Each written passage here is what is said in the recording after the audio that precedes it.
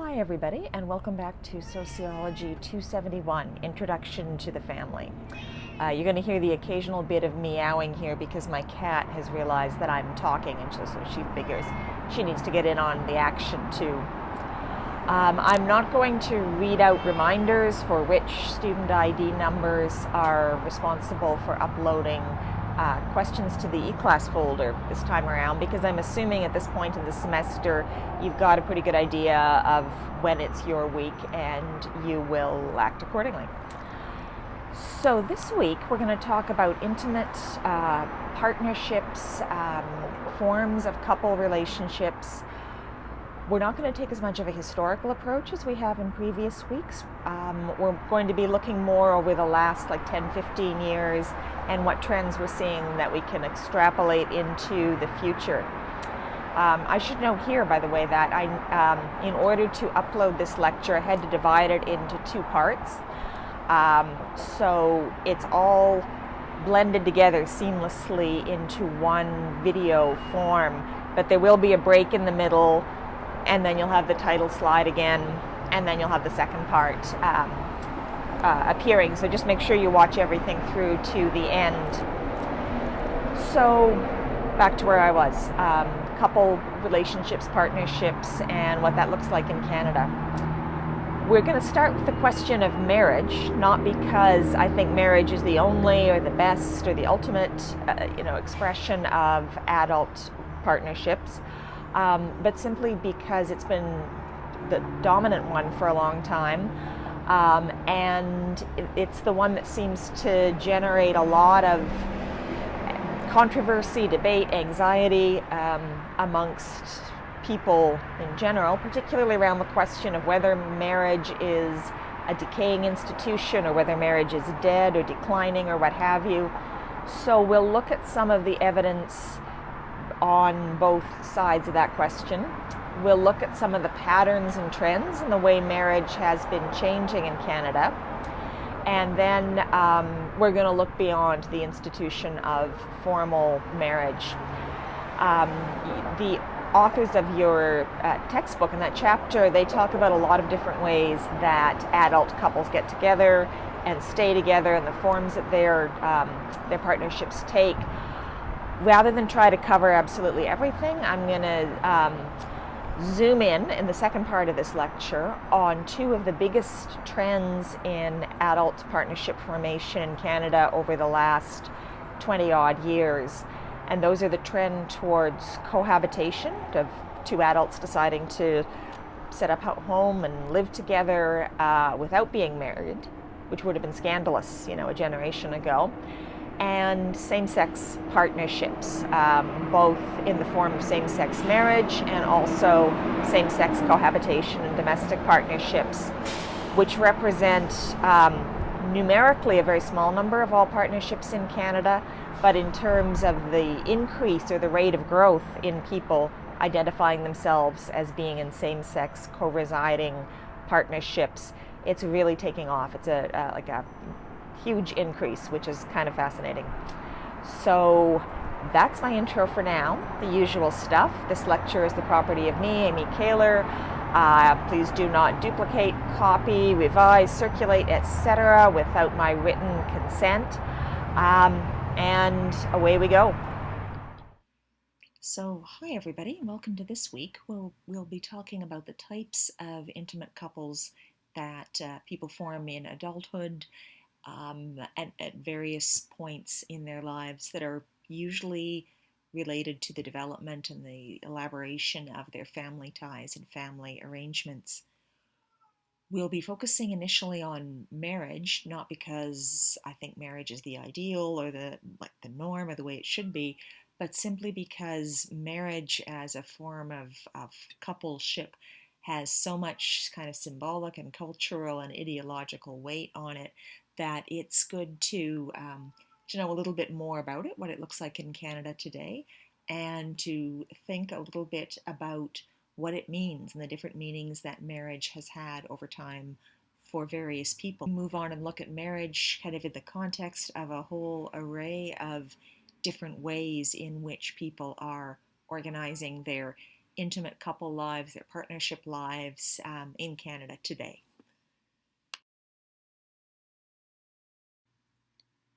So here's where we're going to go today.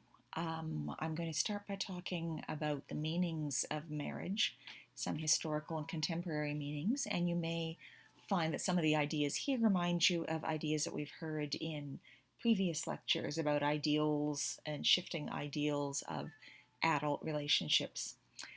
I want to get to the question, is marriage dead? Not because I myself personally think marriage is dead, but because this is one of these perennial kind of social policy, like what's wrong with the world, what's going on around us, questions that come up constantly, sort of year after year and decade after decade, that marriage is an institution which is declining, marriage is an institution which is decaying in Canada, and we'll look a bit at some of the evidence around this.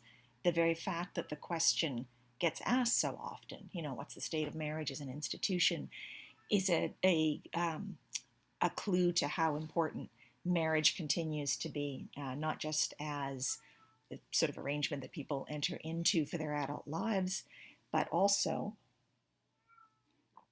as a kind of, touchstone or ideal for how we think about adult relationships. I want to then move on to patterns of coupling and adult relationship partnership forming today. I'm going to be relying pretty heavily on census data, especially from the last 3 waves in 2006, 2011, and 2016. So you're going to see quite a few charts and graphs and whatnot coming your way to give kind of an overall picture of patterns and trends there. And then I'm going to focus on 2 trends that have become really strong over the last couple of decades. Your textbook goes into detail about other emerging trends and forms in adult couple relationships, like living apart together and polyamory. We unfortunately don't have time to go into depth about all of those, so I've picked out 2 of the most significant, which are the growth in cohabitation, adults living together in a committed relationship but not married, and same-sex partnerships, both married and not married partnering. So we're going to look at those 2 major trends in a bit more focus and a bit more depth.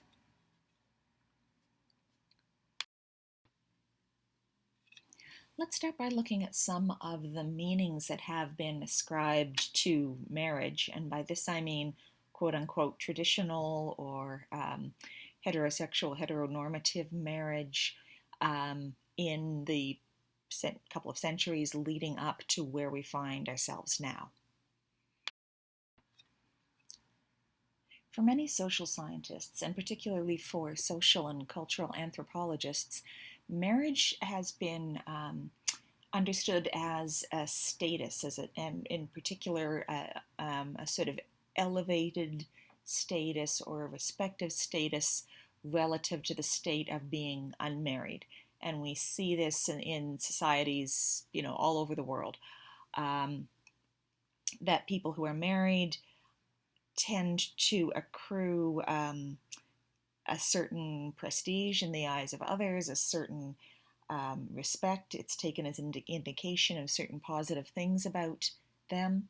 So marriage has often been understood as one of several rites of passage that people go through in their lives. Usually a rite of passage moves you from a, in quotes, lower state to a higher state. And if you look at all the rituals that have developed around marriage, this proliferation of rituals is one of the key things that tells us, okay, there's an important rite of passage from one status to another going on here. So we have things like the engagements and the whole notion of the engagement ring and the engagement party, the wedding shower, which initially signified the creation of a new household that was going to require all of these household goods, and now, not quite so much, but the form of the wedding shower remains. Stag parties in the last kind of, it's like a semi-formal saying goodbye to the old status of being a single person who could just hang out with their other single friends and do single stuff all day. In different parts of the world, there are other rituals that mark the transition from one status to another. The Charivari in Europe, and you can look that up if you want to know what that's about. The Mchindi practice in parts of India. In Zimbabwe, where I lived for a few years, there was the ritual of what was called the Mombe Yomai, which literally means the cow of the mother, which was the sort of ritual presentation of a cow to the mother of the bride to be her cow, the mother of the bride's cow, that would be kept separate from her husband's herd.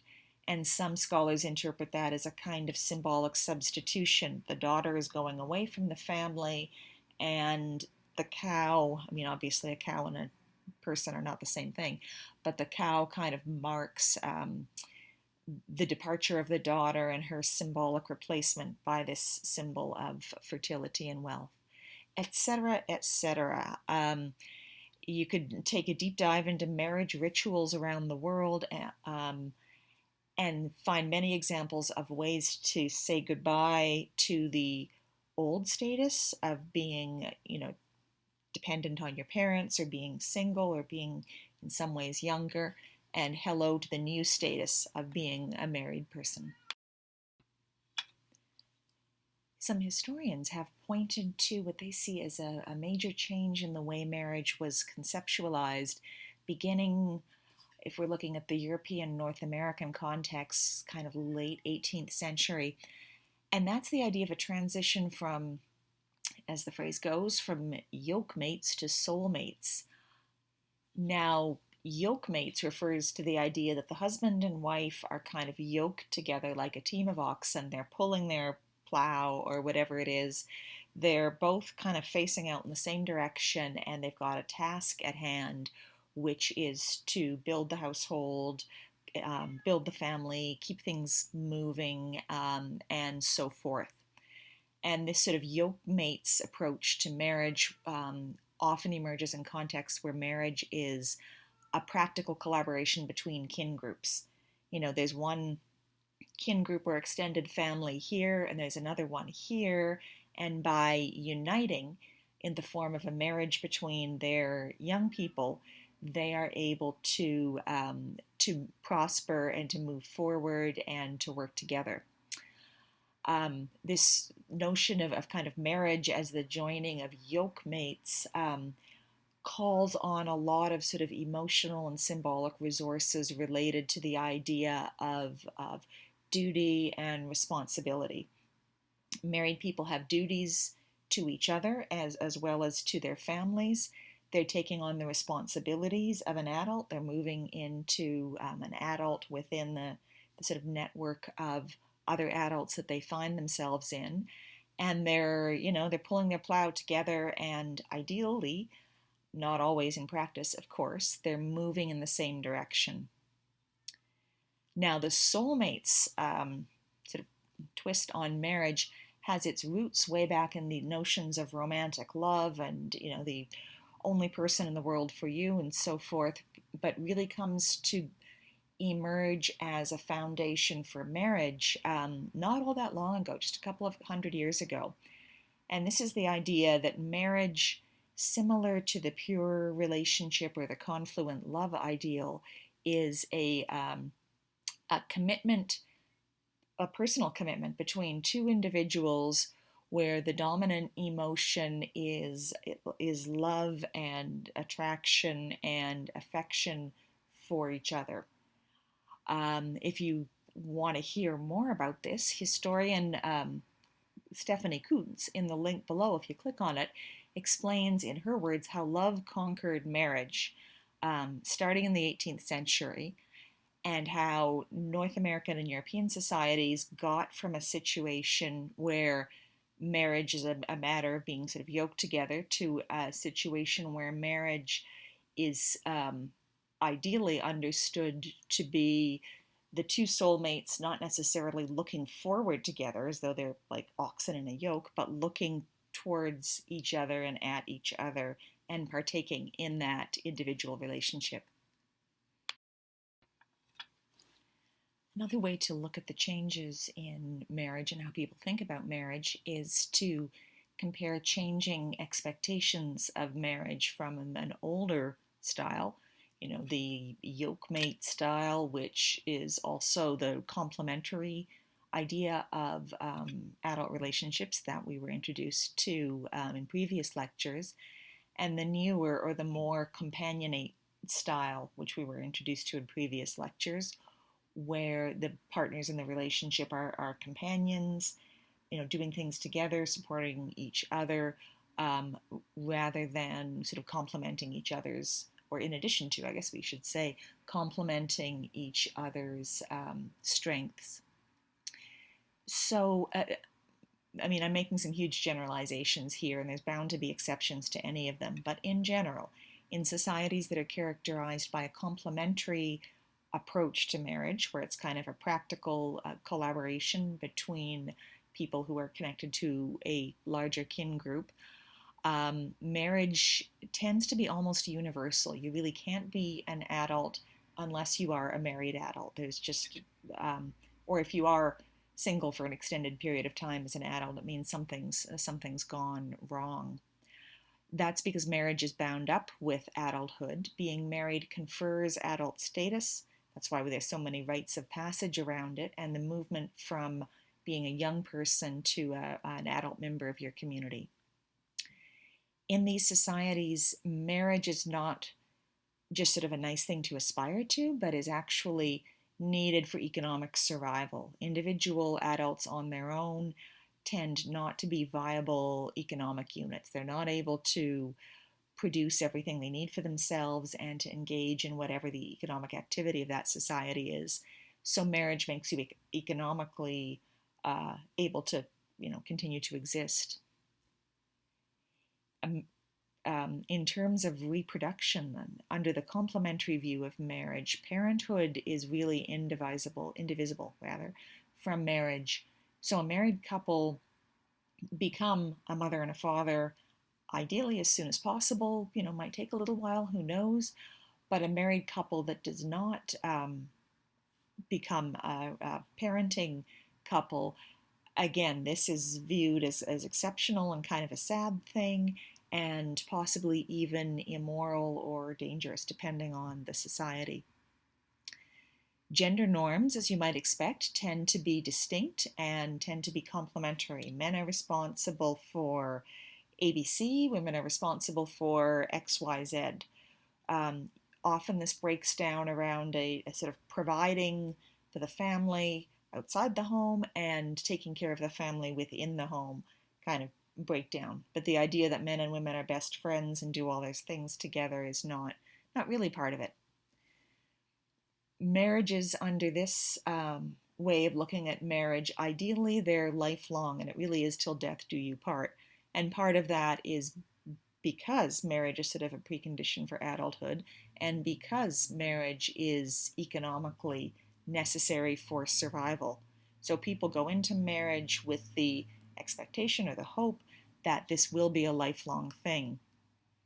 Is this realistic? Can people actually live happily this way? It's an open question. It depends on who you are. I'm talking about ideals here. I'm not talking about whether a particular form of marriage is better than another form of marriage. Under the newer or companionate marriages,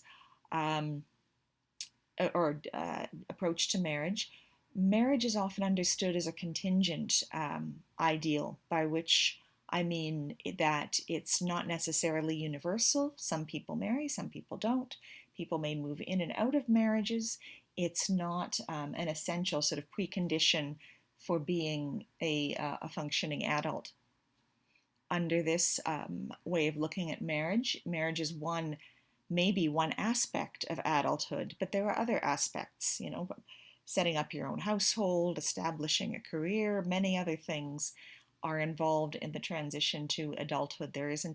Marriage is not a defining moment. Marriage is also not essential for economic survival. There may definitely be economic benefits to marriage. Two people may be able to do better economically than one, but it's not a matter of if you don't marry, then you have no, you can't look after yourself or support yourself.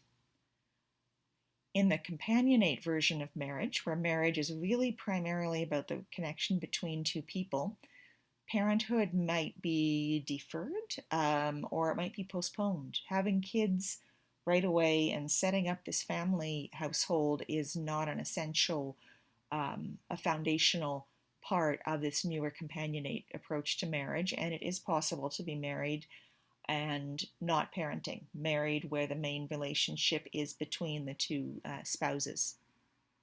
Gender norms in this way of looking at things don't disappear altogether in practice, as we shall see later on, but they tend to be less distinct. There's more overlap.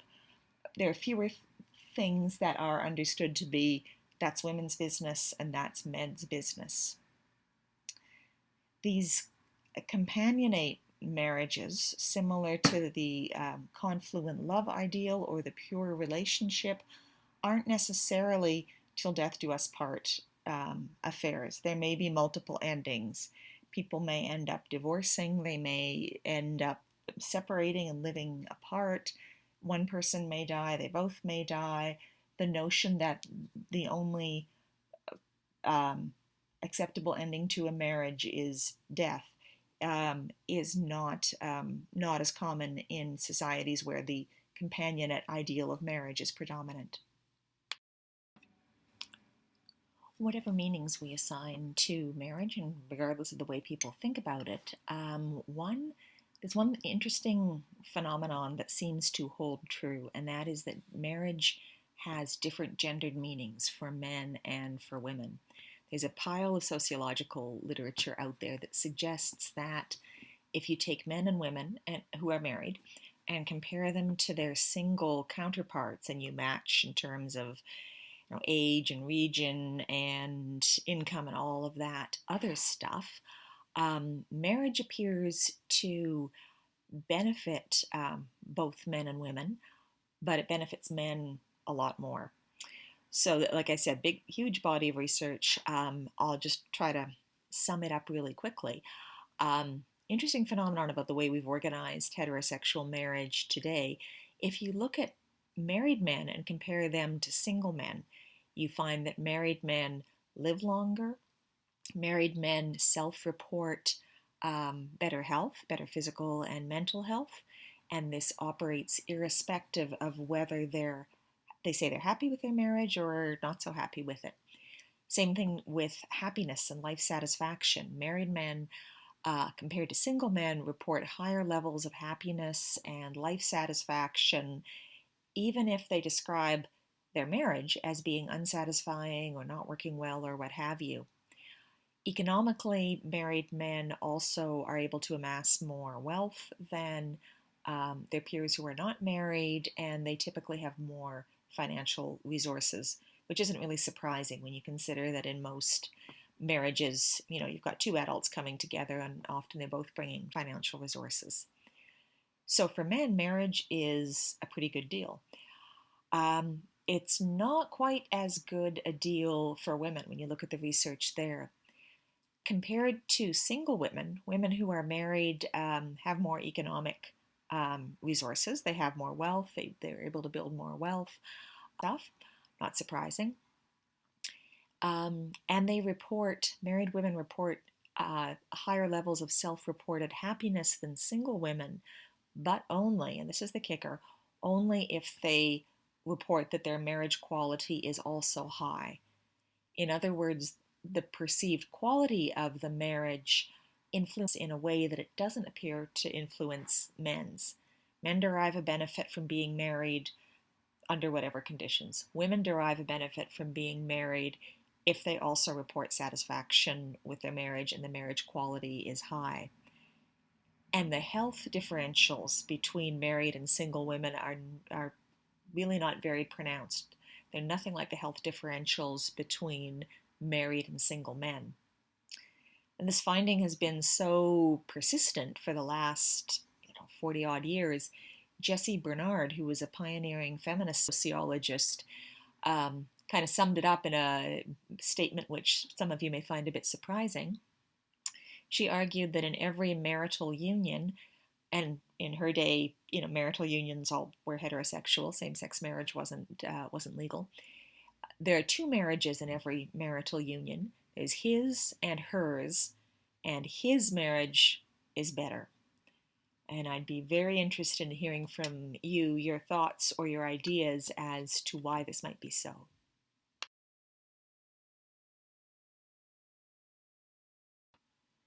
Let's inquire into the survival prospects of marriage in Canada today. This question, is marriage dead? Is marriage a decaying or deteriorating institution? Gets brought up over and over again in popular press and in the media, and people kind of bemoaning the state of the world today. So let's take a look at what's going on with marriage. Who's getting married? What are people thinking about it?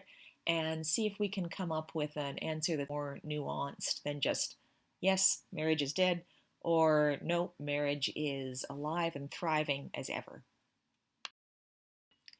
If we take a look at the numbers, it definitely looks like marriage as an institution may be in decline in Canada. And what we have here from census data is the percentage of Canadians aged 18 to 34, so the kind of young to slightly middle adult age group, who have ever been married by census year. And you'll note back in 1971, we're just kind of coming off the baby boomer thing then at that point. More than half of everybody between 18 and 34 either was married at that time or in some cases had been married and then, unmarried again in some way. Until it starts falling off in the 80s, down in the 90s, bounces around a little bit, and in 2016 we find that from over half of all young Canadians have been married to only a fifth have been married. So the married individuals in the 18 to 34 group are actually a significant minority of everybody in that group. Lots of stuff going on here. There's post-secondary education. As post-secondary education spreads, people delay their marriages and get married later, maybe even when they're older than 34. Establishment of careers and professions and occupations for both men and women plays a role. We're seeing more and more indications that living with one's parents, the cliche about the millennial kid living in the basement, is actually not just a weird meme, but is actually a thing that is leading to a postponement of marriage. All of these things are pushing marriage in some cases later in life, and in other cases it's just not. So if we look at numbers of people that are married, especially among younger people, the world has changed a lot since the 70s.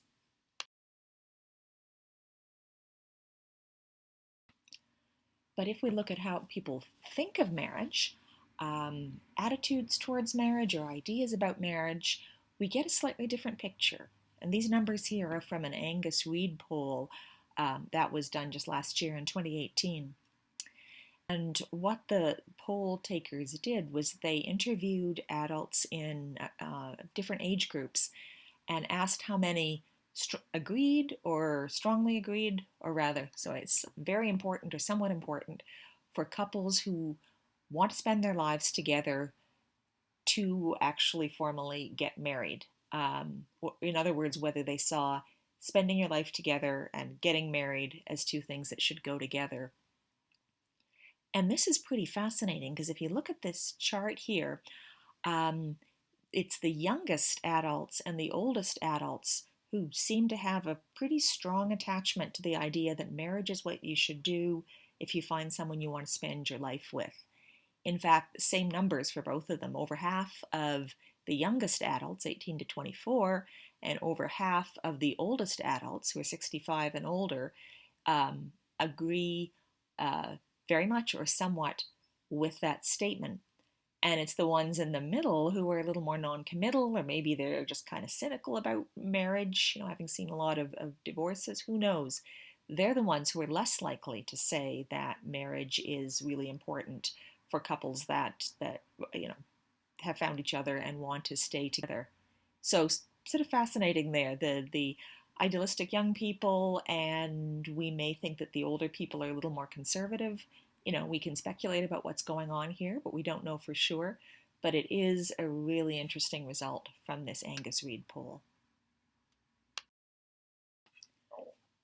Let's break it down a bit more. Same data, same poll, but broken down along social categories in addition to age, to see what influences ideas about marriage. And in this research, again, really interesting from a sociological point of view, two of the things that seemed to be most strongest in sort of separating people out into those who were sort of firmly pro-marriage or believed it was really important, and those who didn't share those views, were politics and visible minority status. So of all the questions are slightly different here compared to the last slide, and this was just so they could bring this into conformity with the way survey questions are asked in the States.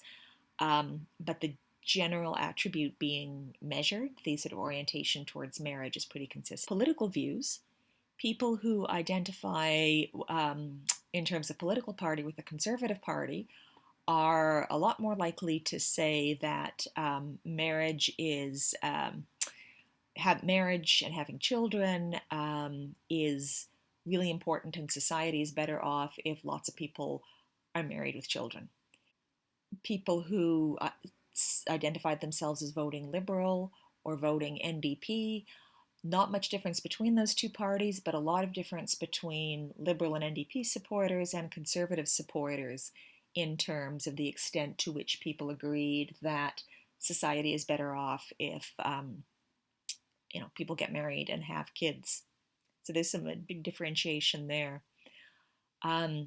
Interestingly, people who identify as a visible minority, Black, Indigenous, person of color, in this survey were also more likely than people who did not identify as a visible minority to say that for child rearing, marriage is better.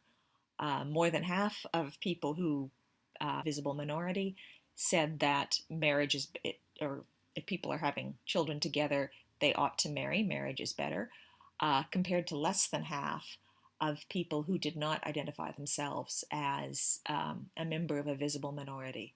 So that's an interesting result as well. It looks like racialization or racial category has an influence on the way that people view marriage.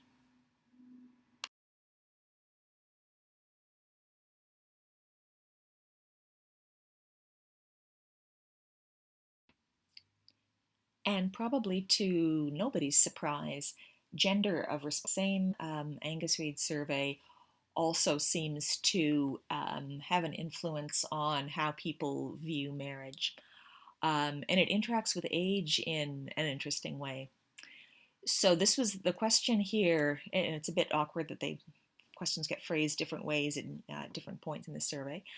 The question here is, marriage is simply not necessary, and what chunk of people agree marriage is simply not necessary? In other words, if you don't get married, absolutely fine. And we find, interestingly, that men in the younger age group are much more likely than women to say marriage is not necessary. Or to flip it around, to express it another way, women in the youngest age group are likely to disagree with that statement. In other words, to believe that, or to articulate that they believe marriage is necessary.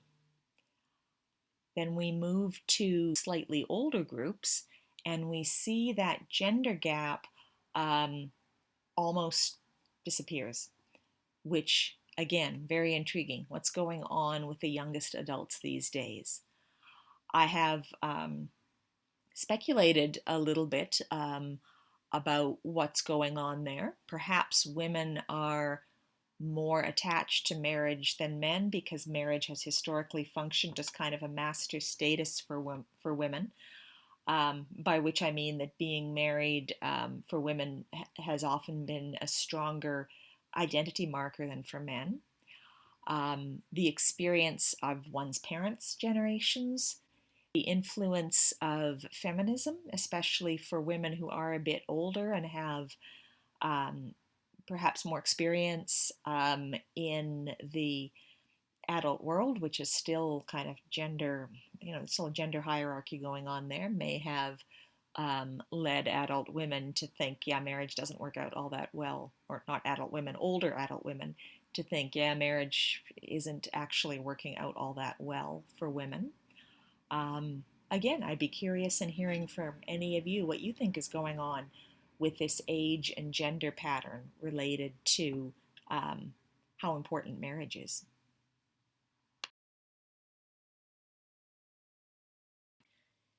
So, the last couple of slides suggest that young people are actually quite positive about marriage and have associated with good things, and they answer questions on surveys that indicate that they put a priority on marriage as good for them and good for the community and so forth. Um, Yet their behavior in terms of marriage um, is a little bit different.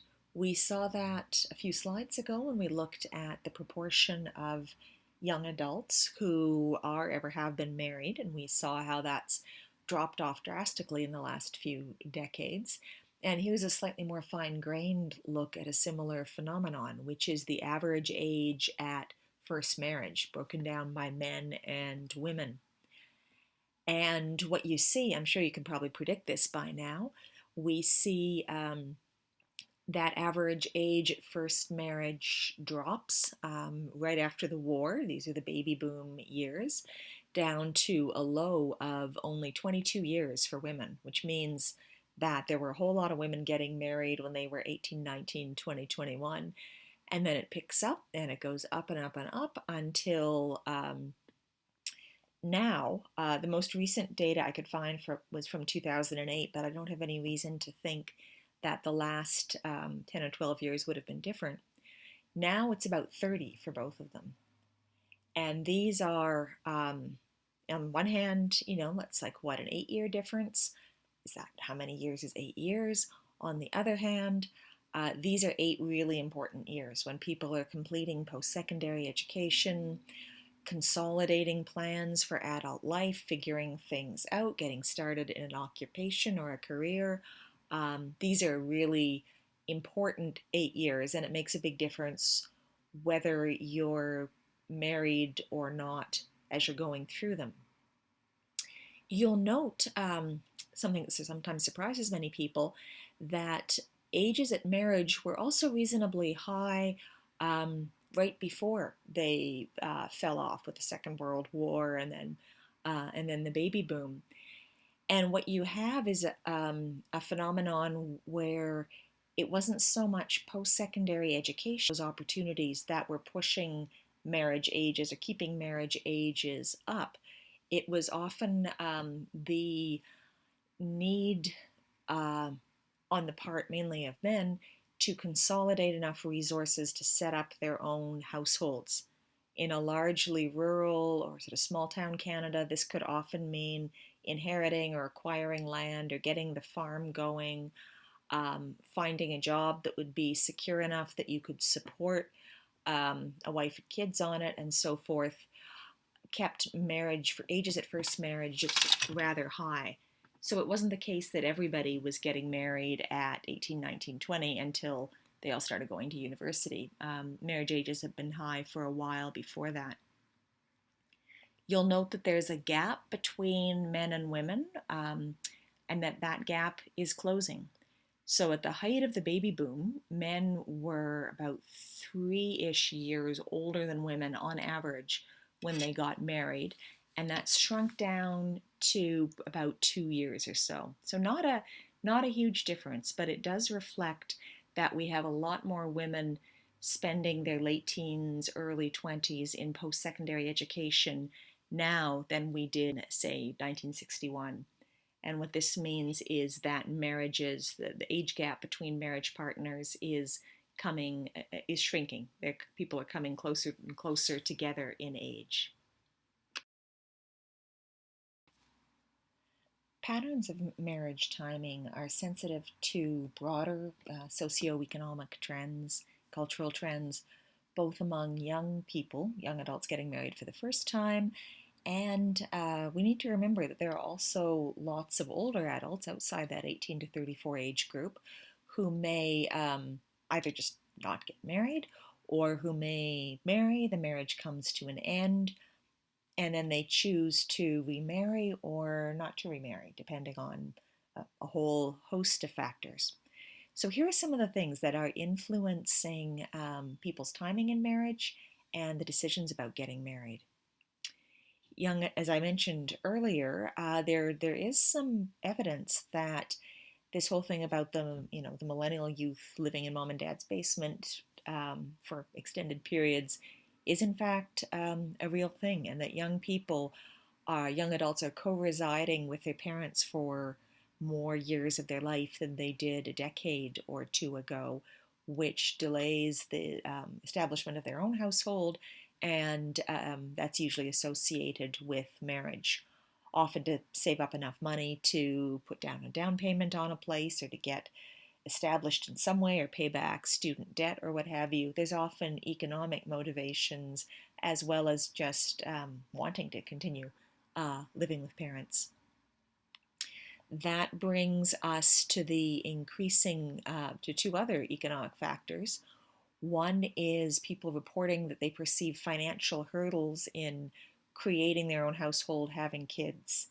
So this includes the cost of purchasing a home.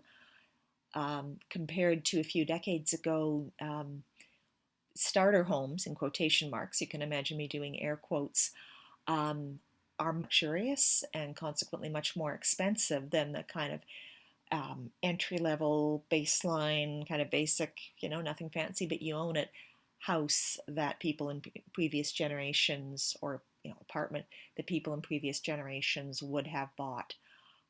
So the cost of kind of getting into a situation where you own your own home is perceived to be higher than in previous generations. And of course, we can't forget debt. There is student debt, which is higher than it's been before because school costs more. There's also increasing consumer debt among young people, which is credit card debt and lines of credit and things like that. We could go off on a long tangent about why this may be the case, that people in their 20s now have debt loads that in previous years would have been more common in people much older. But it nevertheless remains that while you're in a significant amount of debt, um, getting married, setting up your own household may not be a priority at the moment. For older adults, too, economic drivers are important for older adults who have been divorced or widowed and who may choose to remain single and not remarry. For women in particular, being financially independent is quite important in that older age group. And now, as the boomers and the Gen X age cohorts kind of go through their life cycle, we're seeing age cohorts of women in their 40s, 50s, and 60s who have more financial resources and autonomy than their mothers or their grandmothers did at the same age. So the idea that you need to remarry because as a middle-aged single woman, you just can't make it on your own is no longer as strong as it once was. Similarly, again, this is a driver for women. Women in those age groups have concerns with protecting property that they may own. They may not wish to enter into sort of shared property arrangements. They may have pensions that they don't necessarily wish to share. And one of the ways to ensure that you keep your own property and pension, or that you're able to pass it on to your children as you rather than someone else, is to remain unmarried. So changing economic status of women is driving this. Um, there's been an increase, as I believe is noted in your text, in the living apart together type of arrangements, especially among middle-aged and older people, which may come as a surprise because we tend to think of the long-term relationship thing as something that younger people do when one is going to school here and one's got a job somewhere else. But in fact, the biggest increase in people who describe their primary relationship as living apart together has been among people in their 40s and 50s. Again, really interesting social phenomenon, and I'm sure lots of interesting research is going to come out as to why that is.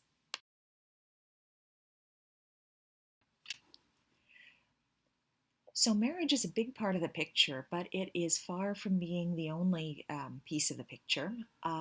So as not to leave the impression or give the impression that marriage is the way that it's supposed to be and everything else is just an alternative and so on, I want now to look at many different ways of being a couple, becoming a couple, in addition to heteronormative marriage, and to look at the diversity of patterns of couple formation in Canada.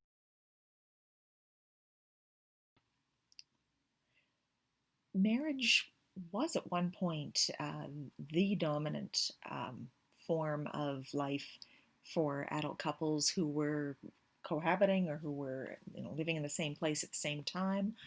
As you can see in these results from the Canadian census, in 1981, the vast majority of people who identified themselves as being part of a couple or co-residing with an adult significant other were in fact married. And then how many years later is that? I can't even see. I'm going to start this again. This chart shows you, kind of gets to the same point using slightly different information. This is the percentage increase by type of household among census families in the 5 years but 2011. So just to let me unpack that a bit.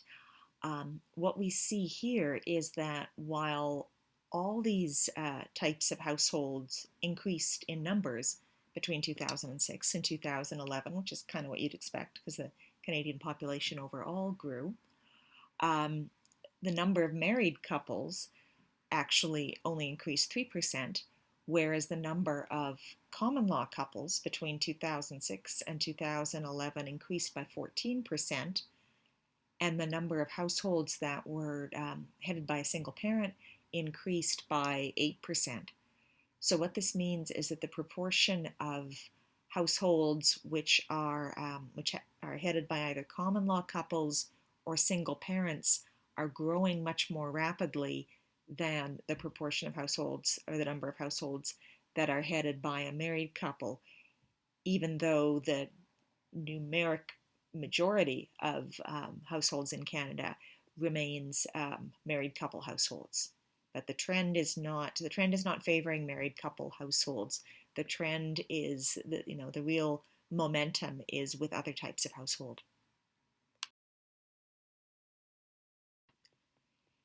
If we break this down a bit, we find that there are lots of drivers, trends within trends, I guess you could say, lots of things that are driving this move towards household structures which are not marriage in Canadian society. And your text goes into some detail about things. We've already talked about later marriage. People aren't getting married as young as they used to, so they're spending more of their adult lives in a non-married state. We're finding that people who've been married and the marriage ends are not remarrying quite as quickly, if at all, as used to be the case. We find that some couples are opting for, while they understand themselves as couples or in partnership, they're not co-residing, they're living apart together. And then we have two that I'm going to kind of zero in on mostly. One is the rise in cohabitation, which is also referred to as common law living, and the other is the growth in same-sex marriage and also other forms of same-sex partnership. So here we go with that. So first we're going to talk about cohabitation or living common law, or I'm just barely old enough to remember when people used to refer to this without any irony or anything at all as living in sin or living out of wedlock, which gives you the sense correctly that these used to be considered a sort of morally dubious and actually semi-outlaw option that like respectable people would not engage in. Times have changed. Let's take a look at cohabitation, common law, whatever you want to call it, and where that fits into the landscape of couples in Canada. The proportion of couples living common law has been growing pretty steadily since the late 60s, early 70s. As you see here, common law couples as a percentage of all census families has had more than doubled since 1976. So, as I said earlier, cohabiting or living common law has not overtaken marriage as the dominant form of adult partnership or adult couple, but it's no longer an outlier by any means. And we'll see a little bit more about the trend in the next few slides. So we've got more and more Canadians opting for living together or cohabiting rather than being married. And the question comes up, okay, so what difference does that make? Are cohabiting or common law unions or households, how different are they really from being married? And for a long time in sociology, one of the prevailing views about these sorts of unions is that they were kind of like a trial marriage or like a practice run for marriage. And it is indeed true that most couples who begin common law at the end of 5 years or 10 years, either they've separated or they've kind of moved in the direction of marriage in a more formalized union. Often this is precipitated by the birth of a child. But it's not the whole story to say, well, common law is kind of like a starter marriage or the first stage of a marriage. When we compare common law unions and marriages, a few things stand out that make them different. One is that cohabitation tends to be of shorter duration than marriages, even though people aren't necessarily getting married with the idea that they're going to be together until they die. Typically, the length of a marriage is longer than the length of a cohabiting relationship. In part, that's because cohabiting relationships sometimes turn into marriage. In part, that's because cohabiting relationships are often easier, legally speaking, which we'll get to in a moment, to exit. Some sociologists have argued that cohabiting relationships don't receive the same amount of sort of social support and resources and strengthening that marriages do. So it's easier for the two individuals to just kind of break apart. Cohabiting relationships are also characterized by greater gender egalitarianism. This is on the level of broad generalization, and there's going to be a whole lot of individual variation. But typically, income differentials between men and women in heterosexual cohabiting unions are smaller than income differentials between husbands and wives. Task flexibility, who undertakes what bit of unpaid housework at home, typically displays less specialization, less like men's work, women's work division in cohabiting couples than in married couples. And some sociologists and psychologists say that this is because married couples have a more, in quotes, traditional view of relations between the sexes or between the genders. And this more traditional view of families Um, it sort of encourages them towards getting married as distinct from living together, and also encourages them towards greater degree of gender specialization, differentiation within the home. Typically, cohabiting couples are less enmeshed with extended families. It gets to the point above about social support. When sociologists study things like how much does each person know about their partner's family or relatives or parents and so forth, they find married people tend to have a greater degree of knowledge about their partner's extended family and that whole network there than people who are cohabiting or living common law do. Unfortunately, cohabiting relationships also exhibit higher rates of domestic violence for reasons which are not entirely clear, and this seems to go against the whole gender egalitarianism thing. But that's really an unfortunate thing. And finally, cohabiting relationships in legal terms are different from marriage. I'm making this point because I found that students often have this misconception that being common law is basically the same thing as being married, and it sort of is up until the point when the relationship ends. The laws governing the dissolution of a cohabiting relationship and the laws governing the dissolution of a marriage are actually different, and that's something that's worth knowing about. If you want to know more about that, click on the link below and it will take you to some of the common preconceptions or misconceptions about what cohabitation means, in particular when a relationship ends and things need to be divided up amongst the people involved. The second trend I wanted to focus on is that of same-sex marriage and same-sex partnership in Canada. When I first started teaching this course, which was a while ago, a long time ago, this section of this lecture would be in projecting into the future, what might happen at some point in the future. And it might, at that time I was saying, it might at some point be legal for two people of the same sex to get married. And now fast forward to 2020 and it's become real. It's a huge social change in Canada, a very good one in my view, and it's happened really pretty quickly. A few things to know about the backdrop or the contexts of same-sex partnerships in Canada.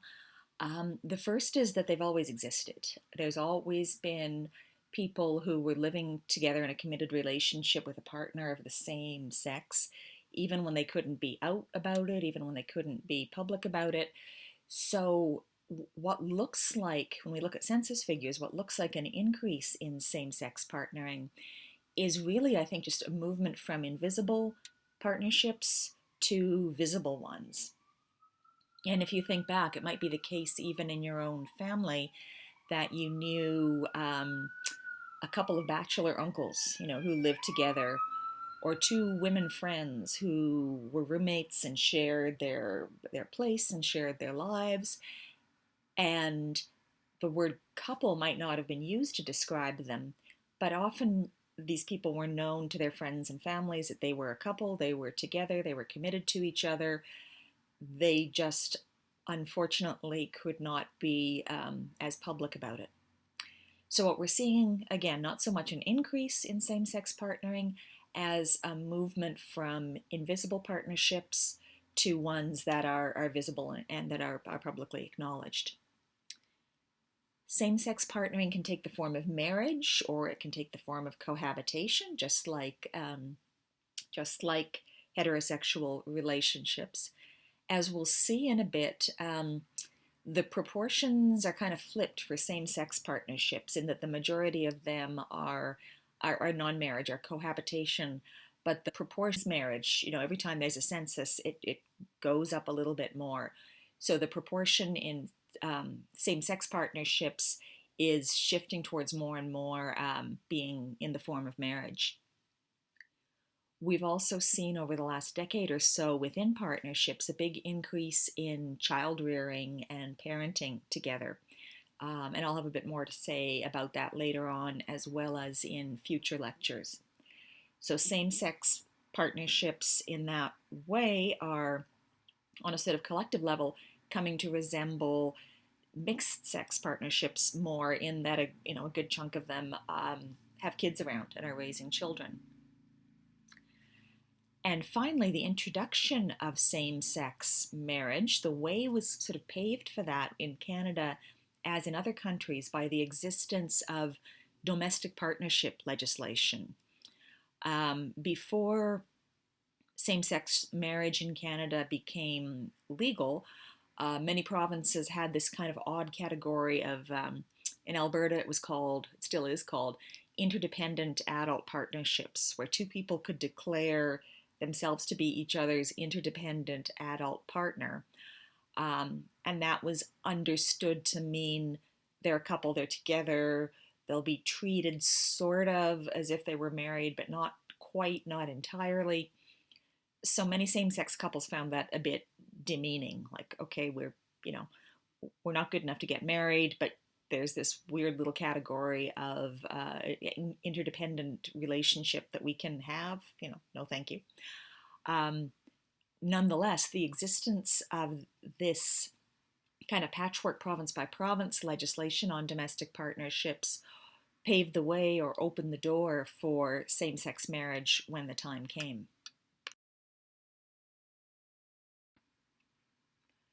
Same-sex partnerships or couples are not, the majority of people are not in them. It's a small proportion of the Canadian population, and it's geographically quite concentrated. From census information, the majority of people who identify themselves as being in a same-sex couple are in the major metropolitan settings of Toronto, Montreal, Vancouver, or the TMV as it's known. So it's not, same-sex partnerships are not evenly distributed across the country. And as a proportion of census families, the absolute proportion is still pretty small. It's about 1% of all census families are identified as same-sex couples. But the really interesting thing is the rapid growth rate. And this chart here shows you the rate of growth, the increase in same-sex couples and non-same-sex couples within just 10 years. And it's quite amazing. The absolute numbers may be small, but the growth, the increase has really taken off in a remarkable way. So who knows what the 2021 or the 2026 census is going to show about same-sex couples in Canada. Same-sex marriage in Canada, it kind of seems by now like it's been around forever, but in fact it hasn't. It's relatively recent. It was only in 2001, for instance, that the existence of same-sex couples was acknowledged in the national census, which is kind of the picture, the snapshot of how Canadians were living. Prior to 2001, if you had two adults of the same gender co-residing, they were assumed to be just roommates, which again, many same-sex couples found that pretty demeaning. So 2001, the first time that the government actually said, hey, there are people in same-sex committed relationships, and let's let them identify as such on the census. In 2005, just a few years later, Canada became only the third country in the world to recognize and legalize same-sex marriage. Or technically what happened was that marriage law, which requires the parties to be of different genders, was deemed to be unconstitutional and needed to be gotten rid of. So that's actually sort of legally how it happened. So all the laws in various provinces that referred to the husband and the wife, or the man and the woman seeking a marriage license, or what have you, were deemed to be unacceptable in light of the Constitution and had to be rewritten, and we got same-sex marriage. This was the culmination of a lot of legislation and legal arguments and lobbying, which I won't go into in a great deal of detail, except to say that the arguments in favor of same-sex marriage basically took one of two forms.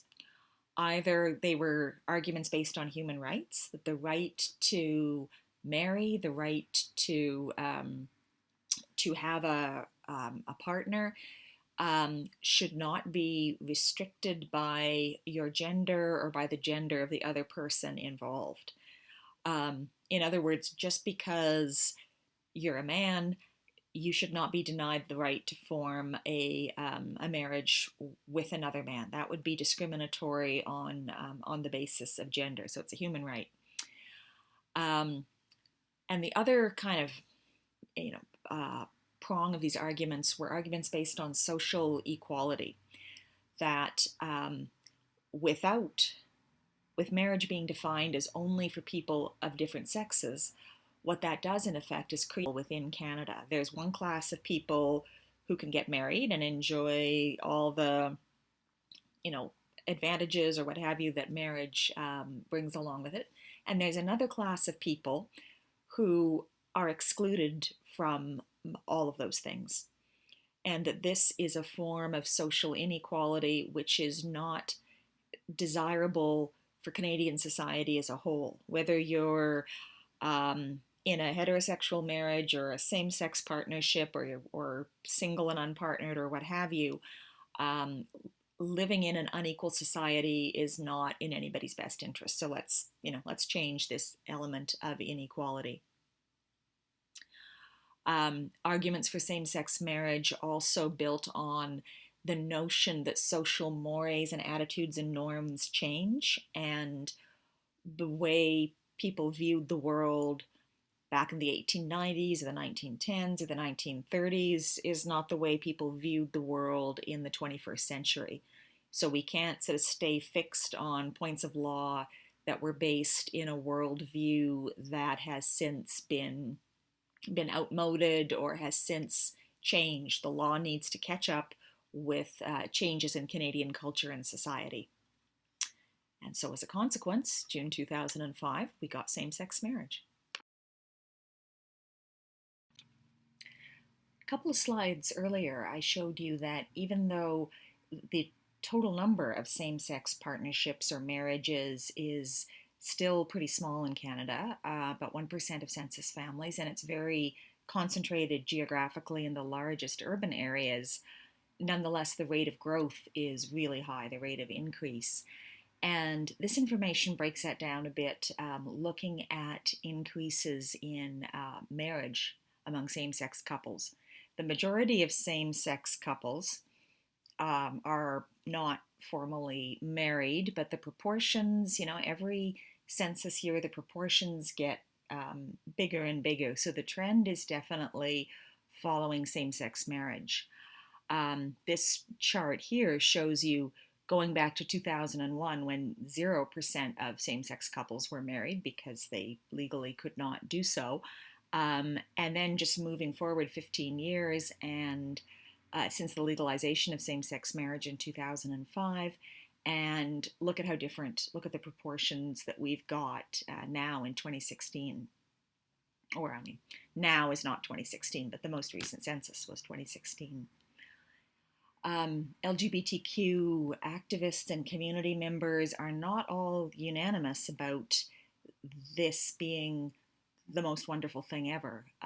While I think everybody's kind of agreed on the basic concept that if heterosexual couples are allowed to marry and partake in the benefits and the social status and so forth, then the choice to marry should be available to same-sex couples as well. But some LGBTQ advocates and community members have also flagged the danger in behaving as though what straight people have done for generations, that is to say, get married to each other, is like some sort of ideal or wonderful norm of relationships, and so therefore getting married is what everybody should aspire to.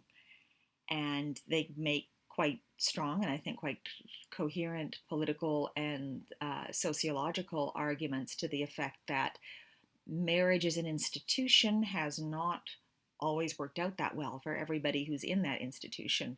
as we shall see, marriage is also the site of a lot of inequities and other issues. So there's no reason in itself why people in same sex partnerships should be in a huge rush to emulate an institution which has not always worked that well for the heterosexuals. So I just want to signify that while achieving same sex marriage was a major human rights and civil rights victory, there is ambivalence about what it means for same sex couples to get married. And finally, let's bring gender back into the picture and our look at same sex marriages or same sex couples in general. The most obvious thing about them is that you don't have two people of different genders, you have two people of the same gender.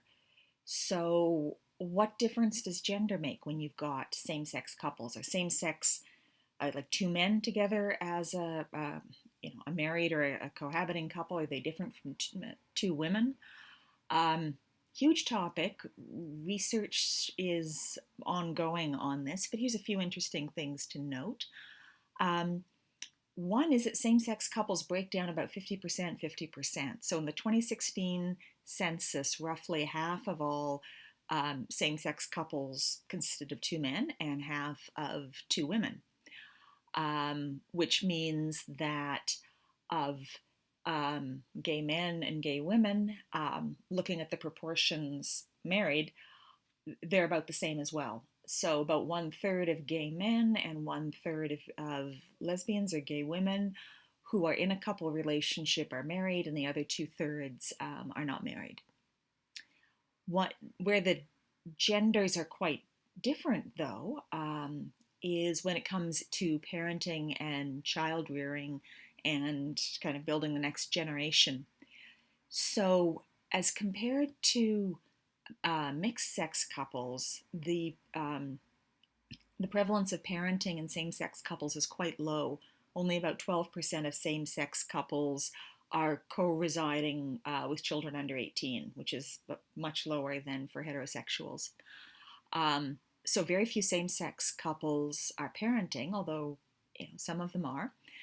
And of the ones that are actively parenting and are co residing with children, there's a marked gender difference in that the great majority are two women raising children. Why is this the case? Well, probably that there's a couple of reasons. One reason is that women, as we'll see when we talk more about divorce and separation later, when a mixed sex couple splits up, although things are changing, women are still more likely to end up residing with any children that may have been from that couple. So when you have two women coming together and one or both of them may have been in a heterosexual relationship and had kids before, they are likely to bring those children into their same-sex relationship, if you see what I mean. So some of these children were children that the women, the partners in the relationship, brought with them from earlier relationships, and that happens more frequently for women than it does for men. And the other reason is biology. It's simpler, although not easy. Simple and easy are not the same thing. For two women to be able to get pregnant and give birth within their couple relationship and have the child there than it is for two men, because men typically don't, or cisgendered men, I should say, typically don't get pregnant and give birth. So bringing a child, having a child within the relationship is more complicated typically for male couples than it is for female couples. And that's my quick tour of patterns of partnering in Canada, cohabiting, same-sex relationships. Is marriage thriving or dying or living or dead? And on we go to the next week's lectures.